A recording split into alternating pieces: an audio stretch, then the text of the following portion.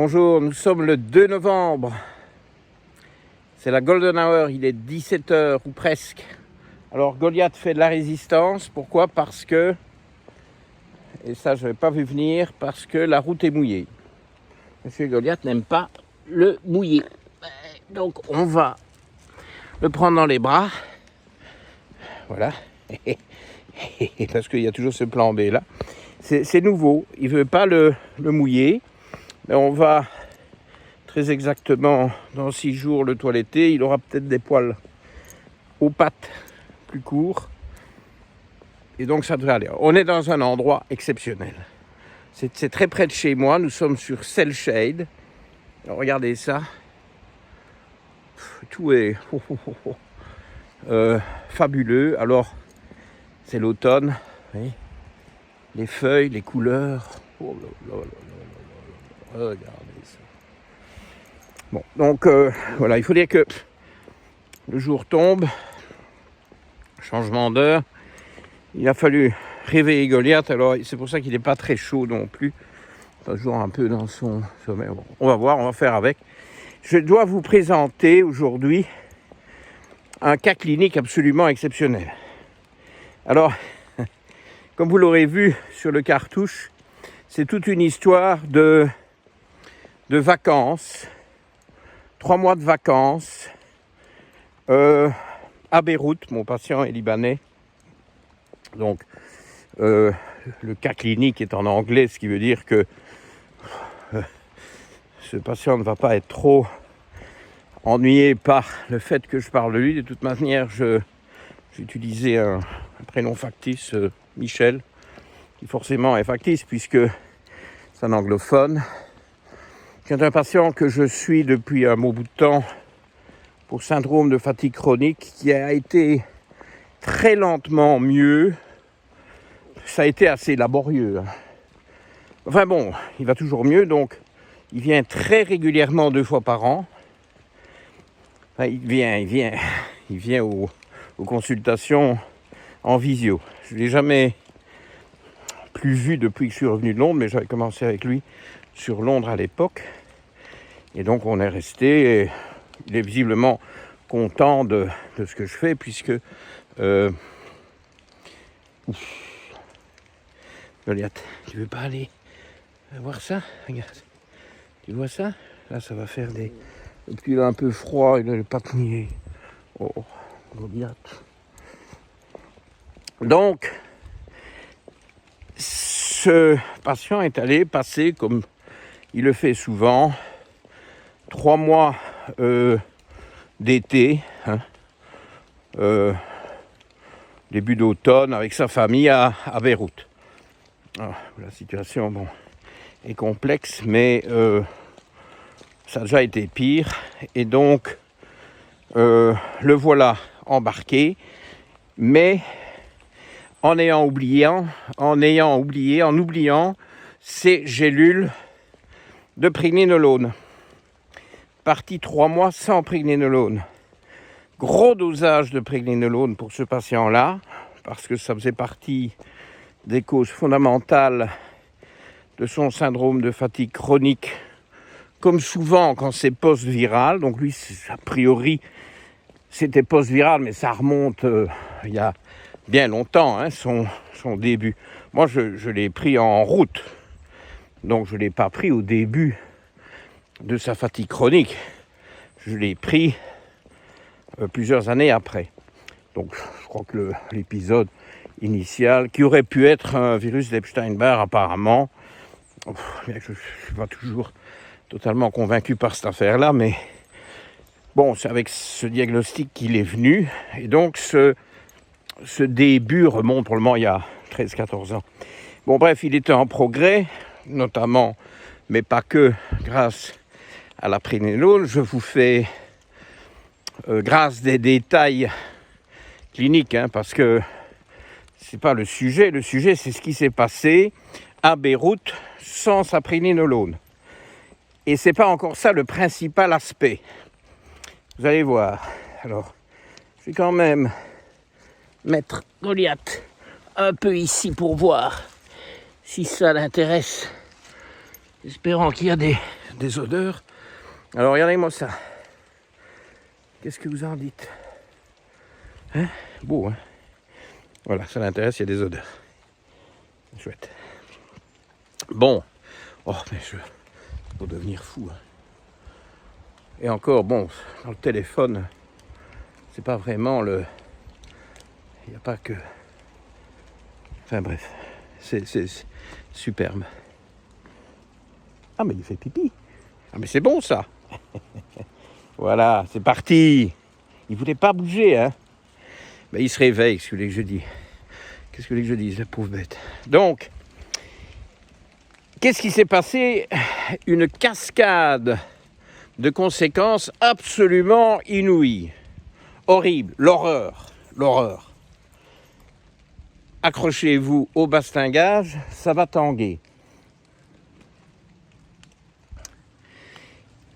Il a développé assez rapidement, sur les premières semaines, donc il y avait peut-être d'autres explications que le fait qu'il avait oublié sa prégnone, mais une grosse dose de prégnone, hein, il était à 300 mg, ce qui c'est très rare. Moi, je vais en principe pas au-dessus de 250, mais lui, c'est un cas très compliqué qui va beaucoup mieux. Il faut se donner tous les moyens possibles et imaginables, hein, ce que nous faisons.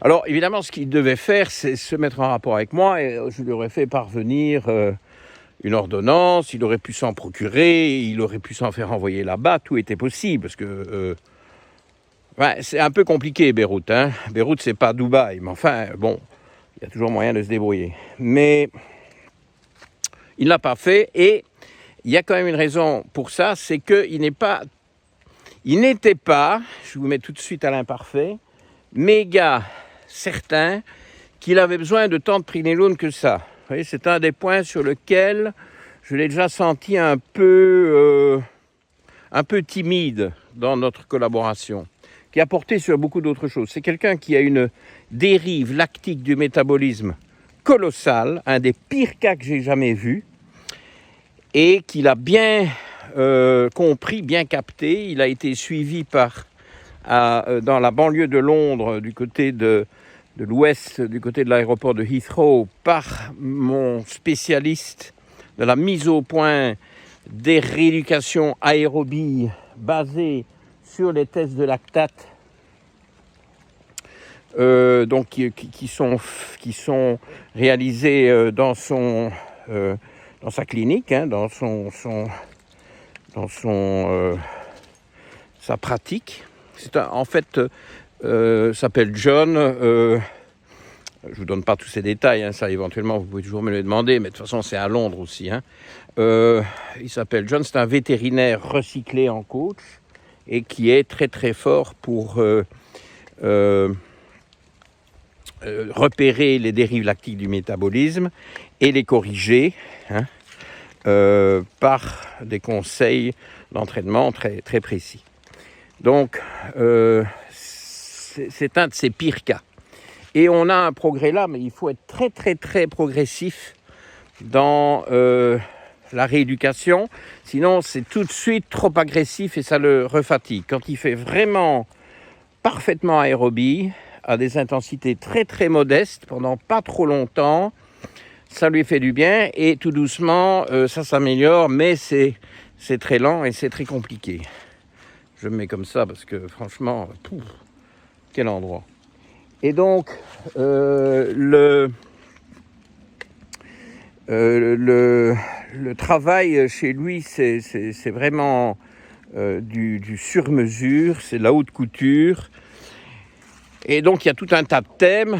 Et les surrénales n'est pas le seul thème sur lequel on a travaillé. La diète, plus ou moins cétogène, etc. Je vous passe ces génotypes parce que sinon, on sort du sujet.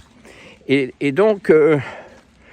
je crois qu'il s'est dit, bon, c'est l'été, je suis relax, je suis en famille, je vais à la plage,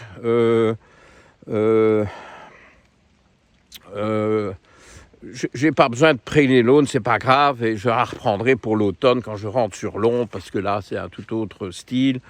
Il fait mauvais, il fait froid, il fait gris, et c'est le boulot, et... Bon, ben, mal lui en a pris, ok? Mal lui en a pris. Et donc, il se retrouve, bien Goliath, il se retrouve, après quelques semaines, avec une insomnie, mais qui n'était probablement pas due qu'à ça, mais une insomnie assez sévère.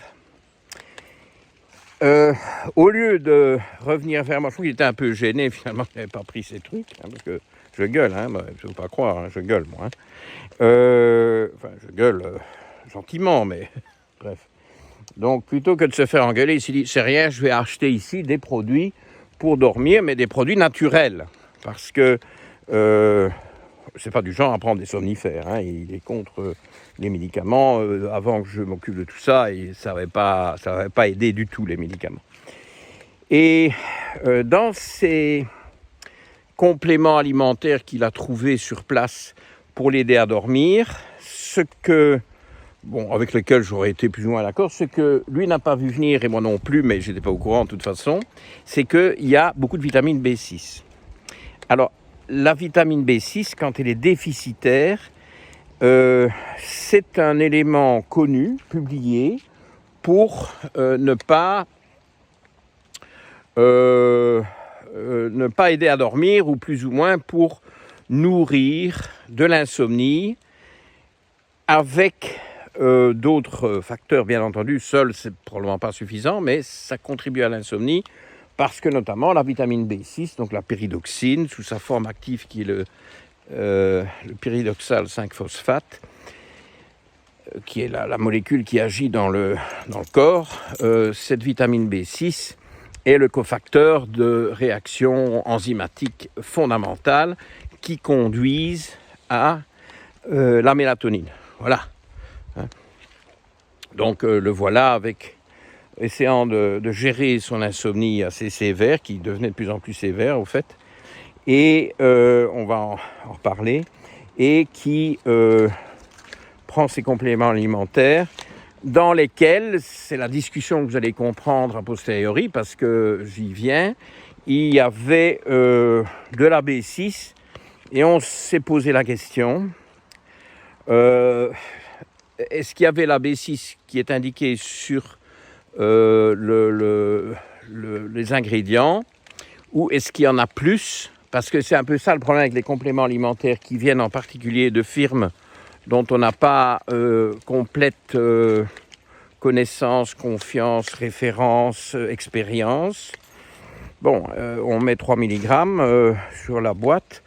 Je crois que s'il y a 30 mg, personne ne va s'en rendre compte, tout le monde va s'en foutre, et en réalité, vous avez une dose de B6 qui s'accumule, surtout que il prenait peut-être beaucoup de ces compléments, vu qu'il ne dormait pas, et de moins en moins. Alors, je dis, mais où est-ce que tout ça, vers quoi est-ce que tout ça aboutit? Attends, Goliath, oui, non, tu n'allais pas te mouiller. Allez, viens. Bon, viens, non, ça va pas ça. Allez, viens. Dans mes bras. On continue dans mes bras. Voilà. Ah oui, mais il est mouillé. Oui. Pauvre petit Goliath, il est mouillé. C'est poudou, ça. Et donc, le problème qui s'est passé, c'est que le patient a développé une toxicité à la vitamine B6. Donc ça, c'est le premier message du jour important. Enfin, le deuxième, parce que le premier, c'est n'oubliez pas, votre Prinelone, si vous en avez besoin, c'est pas un placebo. Et c'est important, contrairement à ce que certains esprits chagrins suggéreraient. Je mets là, trop beau. Et donc, cette B6 s'est accumulée. Alors, c'est vrai qu'il avait déjà un taux sanguin à la limite supérieure des normes.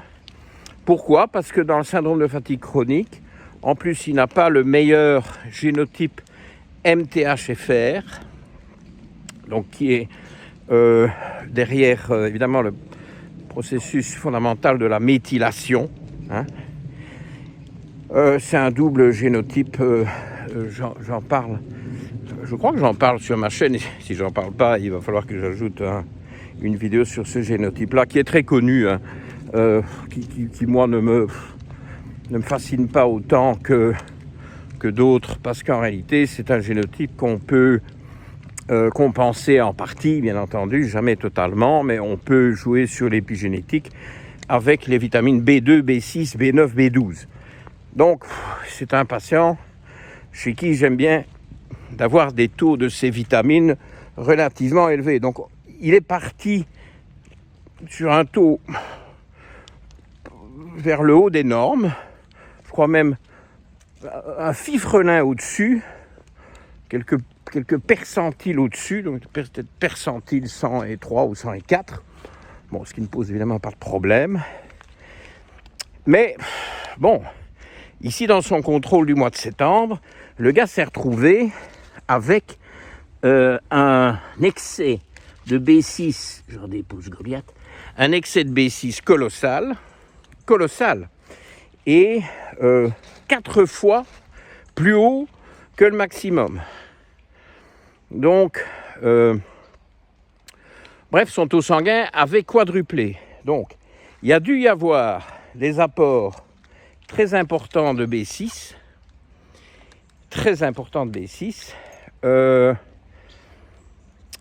probablement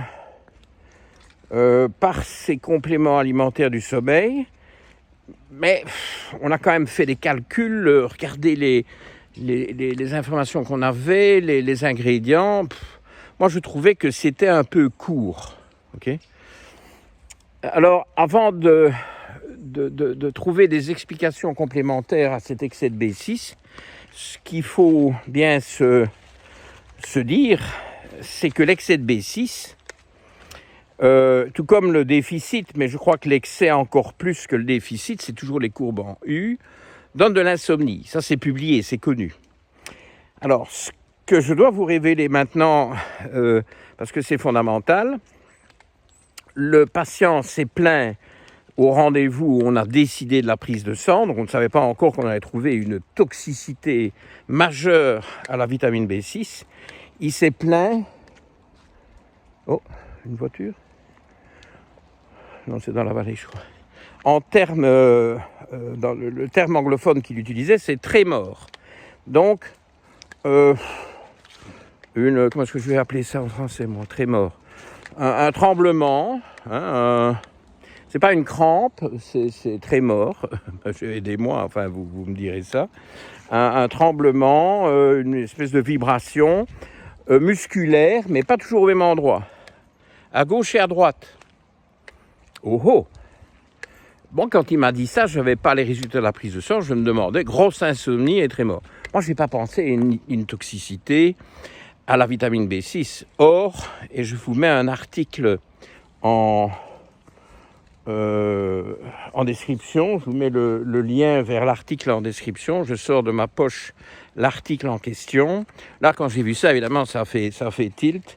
Hein, voilà, j'ai pris l'article « Effet toxique des vitamines ». Donc, ça ne parle pas que de la B6, ça parle aussi notamment de la vitamine A. Oui.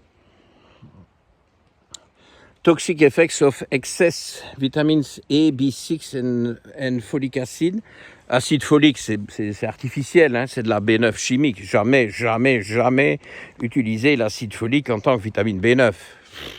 Enfin, ça fait des années que je le dis et que je vous le dis aussi, notamment. Je ne fais pas assez de vidéos sur les vitamines B, donc ceci est une première, il y en aura peut-être d'autres. Mais, donc, dans l'article, je n'ai pas tout l'article, mais vous le verrez en description, dans les manifestations cliniques de la toxicité d'excès de B6, l'hypertoxicité, enfin la toxicité de l'hypervitaminose B6, iatrogène hein, généralement, bien entendu, quoi d'autre, c'est pas l'alimentation qui donne des taux pareils, il y a tout ce qu'on veut, hein, il y a des tonnes de symptômes, je ne vais pas passer mon temps à ça parce que ça va être trop long, mais un des symptômes majeurs, c'est de toute évidence... par là, Goliath. Oui, alors on monte alors. C'est de toute évidence l'insomnie et les fameux trémors.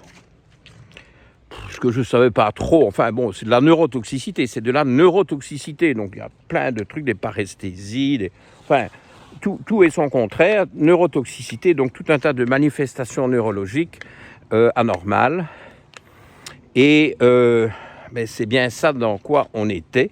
Donc ces deux plaintes, quand il est venu me voir, point de vue énergie, ça n'allait pas trop mal compte tenu du fait qu'il ne dormait pas. Bien, ça commençait à aller mieux, puisqu'il était revenu en Angleterre, il avait repris sa pregnénolone, sans se rendre compte du drame qui se jouait derrière, dont vous allez comprendre toutes les subtilités.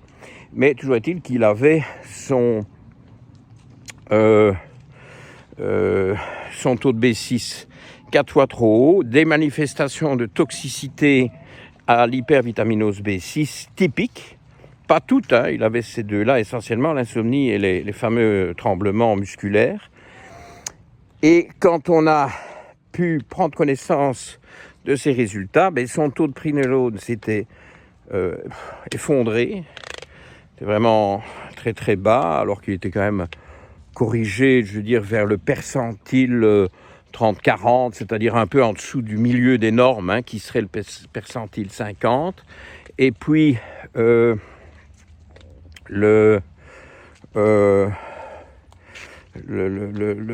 pregnénolone, donc là, était tout près du percentile 0. Hein, je ne sais plus, est-ce que c'était passé en dessous, est-ce que c'était encore un tout petit peu au-dessus, enfin ça s'était effondré. Ce qui n'est pas du tout surprenant, vu qu'il prenait une grosse dose et qu'il a arrêté pendant 3 mois. Voilà, ça, on a ce qu'on mérite. Mais